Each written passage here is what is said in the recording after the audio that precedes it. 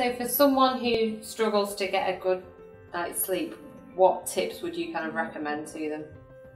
Okay, in terms of getting a good night's sleep, it is actually vitally important. So we need to put some things into place that allow us to do that. So starting in the evening, we need to kind of pick a time to shut off our laptops and just bring down the level of activity of our brain.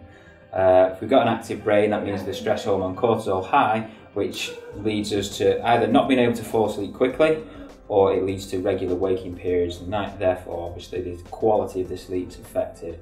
So, shut off anything electrical. Don't watch TV in bed, because again, that stimulates the mind and the cortisol stress response. We need to dim the lights, so it starts to produce, the body starts to produce melatonin whilst reducing the cholesterol. So, an ideal thing to do would be to have a hot, relaxing bath, and one of the things we always tell our clients to do, it's one of the most powerful things we can do to reduce that cortisol and make us feel better and more restful before we go to sleep, is to do what we call a gratitude list. So if we ask everybody to write down everything that they're truly grateful for in life, just write a list and just for 5 or 10 minutes feel the feelings associated with everything that you're grateful for in our life.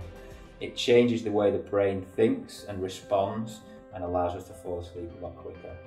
And when it comes to falling asleep in the actual bedroom, what we need to have is a pitch black room if possible. So turn off any kind of lights, and that includes the standby lights on anything or any alarm clocks. If they're luminous, dim them as much as possible, or at least put something in the way so that light isn't affecting us. Any small amount of light that hits our skin during the evening could actually stimulate the stress hormone cortisol again, and therefore interfere with a good night's sleep. The same goes for noise. So if we can get what Charles Poliquin calls a bat cave to sleep in, that would really benefit us.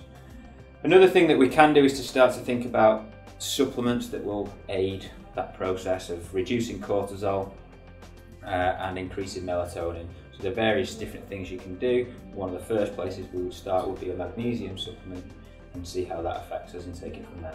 Okay, great, thank you.